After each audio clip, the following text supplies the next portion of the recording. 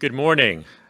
I want to welcome the governors that we have with us here today, my colleagues on the cabinet, members of Congress, guests. I want to thank all here for their commitment to workforce development. I want to recognize in particular Ivanka Trump, whose deep interest and personal passion and leadership have brought energy and ideas to our workforce efforts. There are 6 million job openings in the United States. This is the highest number of job vacancies on record. Americans want to hire. American companies want to hire Americans, and Americans want to work. But there's a skills gap between skills available and the skills that workers currently have. Apprenticeship teach the skills needed to find good jobs and to succeed in those jobs. Apprenticeships combine a paid work component with an educational component. Apprentices earn while they learn, largely reducing or avoiding the burden of student debt. Throughout his career, President Trump witnessed firsthand the success of apprenticeship programs in the building trades. Throughout his campaign, President Trump committed firmly to expand job opportunities here in America. The president knows that apprenticeships offer participants good jobs and freedom from excessive loan debt. And the president knows that apprenticeship programs work, that they are the best way to reduce the skills gap. It is my honor and distinct privilege to introduce the President of the United States, Donald J. Trump.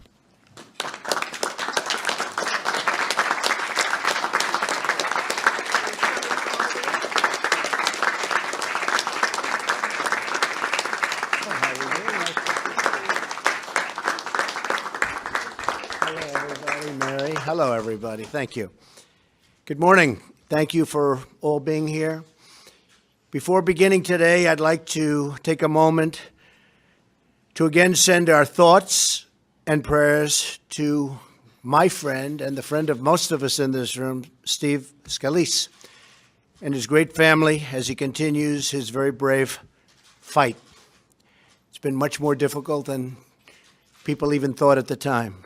He's in some trouble, but he's a great fighter, and he's going to be okay, we hope. I visited Steve and his family at the hospital last night, and I reassured them that the entire country is pulling for them, praying for them, and that we are here for them every single step of the way. America's hearts, and we mean this in the truest sense, sends its love. There are a lot of hearts in this country, great hearts, and they're all sending their love and support to the Scalise family. And Steve, in his own way, may have brought some unity to our long divided country. We've had a very, very divided country for many years. And I have a feeling that Steve has made a great sacrifice, but there could be some unity being brought to our country. Let's hope so. While at the hospital, I also visited with Special Agent Crystal Griner, terrific young woman, of the Capitol Police and her family. Crystal is one of the 2 Capitol Police officers who saved so many lives through her heroism, along with Special Agent David Bailey. They ran right into the fire. They ran right into those guns and the bullets, and they saved a lot of lives. America salutes both of their courage. They have great, great courage. We all salute them. We also salute the men and women of the Alexandria Police Fire and Rescue and all of the first responders. The timing and the speed and the professionalism was incredible. They performed with bravery and with skill. Finally, our heartfelt prayers go out to Matt Micah, who was badly wounded in the assault.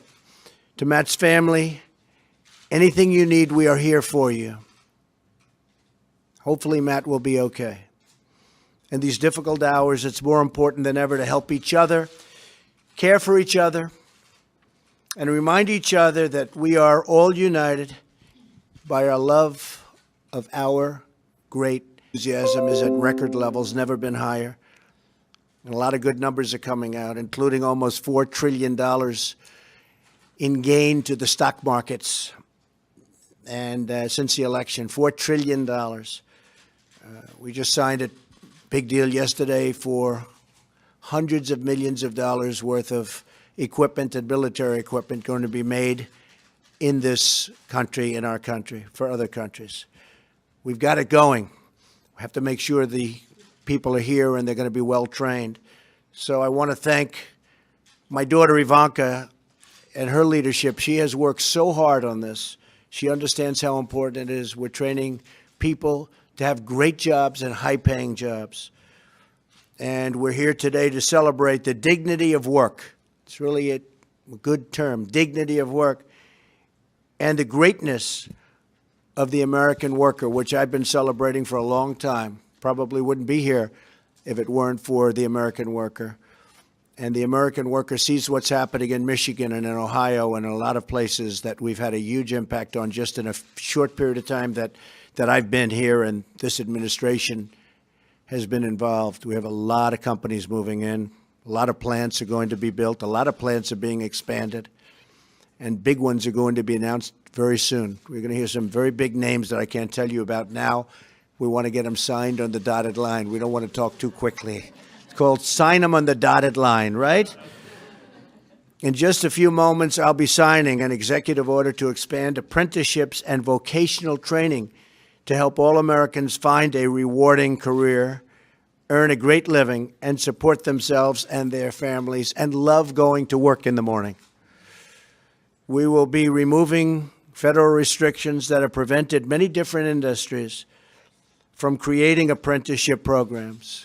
We have regulations on top of regulations, and in history, nobody has gotten rid of so many regulations as the Trump administration. And that's one of the reasons that you see the jobs and the companies all kicking in so strongly. I think some very good numbers are going to be announced, by the way, in the very near future as to GDP. So we're empowering these companies, these unions, industry groups, federal agencies to go out and create new apprenticeships for millions of our citizens. Apprenticeships place students into great jobs without the crippling debt of traditional four-year college degrees. Instead, apprentices earn while they learn, which is an expression we're using, earn while you learn. We're joined today by apprentices who know firsthand how these programs can bring new hope and new opportunities. We're also joined by some of the country's great governors, and I appreciate them very, very much for being here and for being here. We just had a meeting in the cabinet room. Charles Robel is here with us from Wisconsin, where I just left, actually, yesterday. I was with Governor Walker. Charles is a three-time combat veteran who bravely served our nation, highly respected. After Charles came back from the war, he, like so many other Americans, faced very tough economic times. Charles began taking machine tool operation courses from a technical college. He immediately excelled. He was really, really good at it, they say. That's what they say. I haven't checked. Where is Charles? I think I'm doing okay. Come here. Charles, they tell me. I haven't checked it. I want to check you out, all right? But he immediately excelled. And by the end of his year-long apprenticeship, Charles will be making more than $60,000 a year and going up a lot higher than that. And he loves what he does. I think you really love it, right? Yeah, he loves it. Charles, we thank you for your service to our country, both in the military and in exactly what you're doing right now, which is so important. And we congratulate you on this exciting new career. And you're going to have some great future. Thank you, Charles. Appreciate it.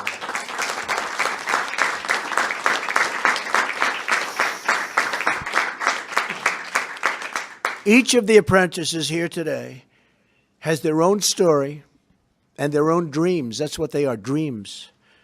Apprenticeships teach striving Americans the skills they need to operate incredible machines, and some of these machines are so intricate, so powerful, and really the word is they are incredible. This is not the old days. This is new and computerized and complicated, and you really have to know what you're doing. But they create amazing products. And to construct skyscrapers that touch the clouds, I mean, you look at the equipment today and just go back 10 years ago and 20 years ago, it's from a different world, from a different planet. It's incredible. I just met with the governors from many of the states to discuss how we can work with them to expand apprenticeships and the apprentice programs. I'm also delighted to be here with CEOs of major companies who support our apprenticeship initiatives. And we had a tremendous number of the biggest CEOs in the world here yesterday. And we talked about this also.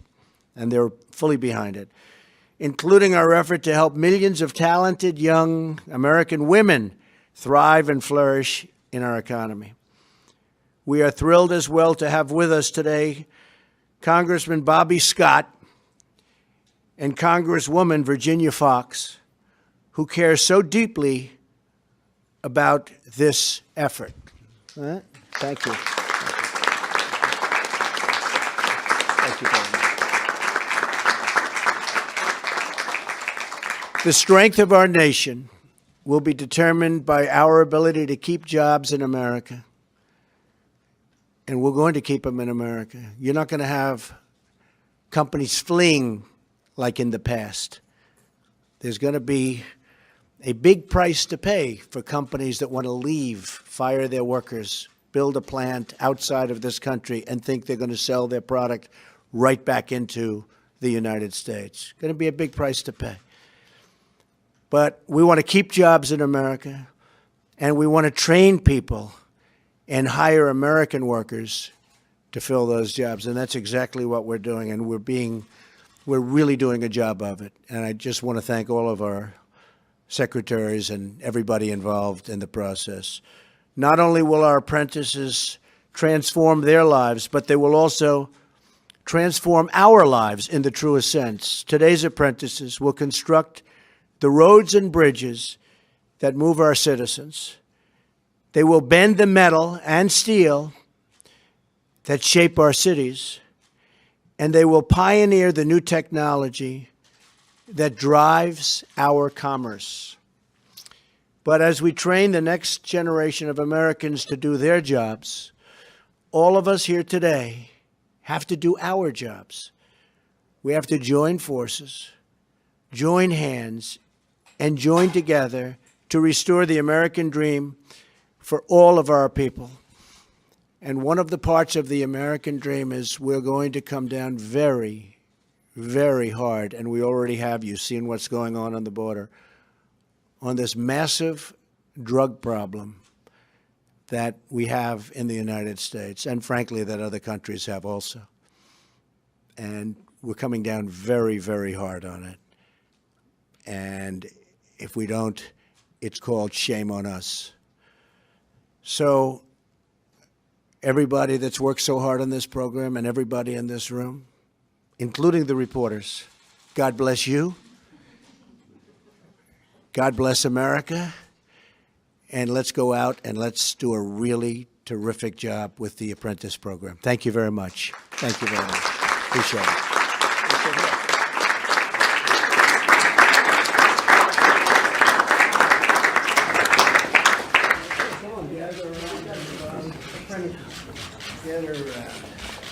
This is a big one. Are you ready now?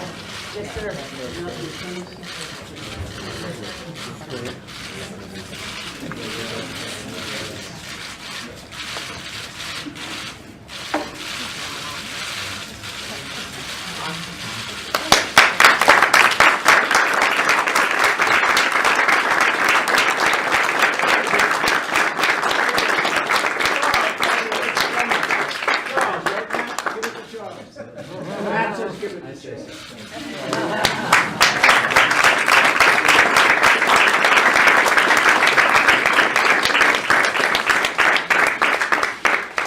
Thank you very much, everybody. Mr. President, do you believe that you are under investigation now? Great job. Mr. President,